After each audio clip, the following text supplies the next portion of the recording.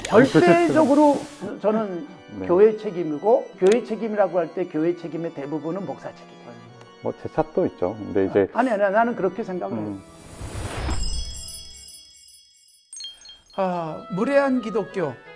그러면 여러분 당황하실 분들도 계실 거예요. 기독교에 대해서 호의적인 사람들은 아니 무례하다니 이렇게 생각할 수 있을지 모르겠지만, 이 무례함 속에는 뭐 예의가 없다 이런 것만이 아니라 무성하다는 의미도 제가 담고 싶습니다. 상당히 많은 한이 없는 사례들이 있어요. 우리가 살아가다 보면 이런 사례 저런 사례 겪을 수밖에 없는데, 그런 사례들 또는 생전 처음 본 사례 앞에서 우리는 어떻게 할 것인가, 그렇게 서로의 생각을 나눌 수 있는 시간을 새롭게 만들었습니다. 여기 모여있는 3명 공통점이 하나 있죠. 신학을 공부했다라는. 그렇죠.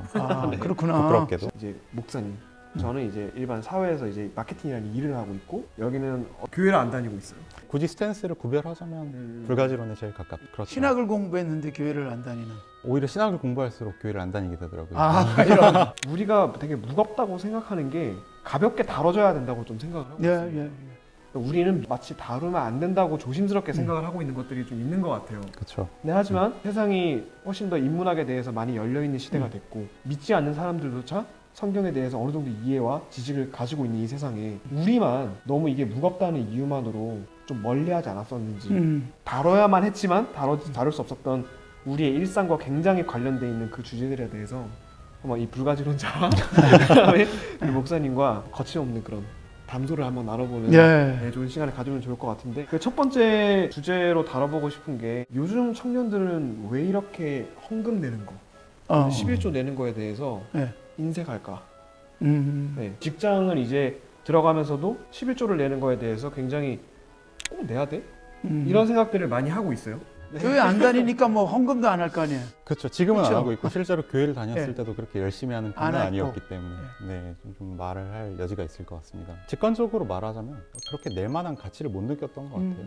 이 예배가 내가 어떤 나의 귀중한 용돈 혹은 수입의 일부를 떼어서 손쉽게 내놓을 정도로 뭔가 즐겁다, 가치롭다, 행복하다 이런 느낌을 주지 못했기 때문에 그렇게 헌금을 좀 이렇게 내기가 좀 껄끄러운 그런 면이 분명히 있었던 것 같고, 저희 부모님들은 헌금을 낼 때 제가 이제 물어보니까 그런 걸 왜 물어보냐고 대묻히더라고요. 그러니까 우리 부모님 세대는 그렇죠. 이유가 필요하지 않은 거였던 거예요. 헌금이 이제 우리에게는 밥을 왜 먹어야 돼? 라는 질문 안 하고 먹잖아요. 똑같았어요. 헌금을 왜 해야 돼? 이런 고민이 없었어요, 사실. 자, 세금 내는 문제가 누구나 다 세금 내는 거를 그렇게 좋아하진 않는데, 건전한 사회면 내가 이만큼 세금을 내면 우리 사회가 이렇게 좋아지고 내 덕에 누군가가 행복하게 살 수 있다, 이런 자부심 갖고 내는 사람은 좀 건강한 사람이다라는 그 생각이 저는 들어요. 헌금이 아니더라도. 저희가 연애를 하면 마음 가는 대로 돈을 쓰게 돼 있잖아요. 정말 그냥 마음 가는 대로 내가 좋아하는 사람한테 이것도 사주고 싶고 저것도 사주고 싶고 돈이 아깝지 않고 그런 마음이 드는데, 마찬가지라고 생각해요. 교회와 연애를 하는 느낌이 든다면, 그 정도로 교회를 사랑하고 교회에서 지낸 시간이 나에게 의미 있고 행복하다면 교회에 내는 돈이 아깝지 않을 거예요. 근데 그런 부분이 부족하다는 거고요. 헌금을 내야 된다는 건가 보통 레이기에서 나오잖아요. 그 제사장직을 통해서 그거를 나머지 사람들이 뭐 10분의 1을 떼서 이렇게 부담해야 한다는 그 고전적인 이야기, 그리고 굉장히 신학적인 그 당위들이 있고 설득력 있게 사람들한테 안 다가가는 것 같아요. 그러니까 그냥 교회에 나가면 헌금을 내야 된다고 막 뭐 이런 저런 소리를 들어서 얘기를 하는데 안 와닿는 거죠. 아까 그런 얘기 했잖아요. 사랑하는 사람에게 뭘 사주고 이게 행복할 수 있다 그랬는데, 신에 대한 사랑, 고마움 이런 것들이 헌금을 그렇게 할 수 있게 하지 않을까. 그러니까 11조 개념이 아니라 첫 월급을 다 드릴 수도 있고 때로는 그 이상의 헌금도 할 수 있다는 것이죠. 그거는 결국 신앙심의 차이라고 보여지는데, 신앙심이란 내가 어디다 가치를 두느냐죠. 커피 한 잔을 마시면서 행복하고 기분 좋을 수 있다면 내 수익과 별도로 그 지출이 가능해지는 거죠. 그런데 이걸 수준을 점점 높여가면 내 돈이 가치 있는 데 쓰여지고, 내가 10,000원 갖고는 도무지 뭐 대단한 일을 할 수 없는데 이 10,000원이 모여져서 누군가에게 장학금이 되고 누군가에겐 밥이 되어지고 정말 살아갈 수 있는 희망도 되어질 수 있다면, 그런 가치가 부여될 수 있다면 얼마든지 헌금도 가능하지 않을까. 이런 마음도 있었죠. 이제 과연 내가 이 헌금을 내면 굉장히 투명하고 가치 있게 쓰일까? 그러니까 그 배경에는 교회 재정을 저렇게 개인적으로 사용하거나 좀 부도덕한 모습을 보임으로써 신뢰를 주지 못한 모습이 있었다고 생각을 해요. 자, 얼마나 투명하게 헌금이 공개되고 있는가? 나는 이상하게 들려. 왜 그게 공개가 안 되지? 우리는 매달 프린트해서 이렇게 나눠줘요. 어디에 얼마가 들어갔고. 그러면 올해 같은 경우는 그야말로 감시 기능이 없어졌어요.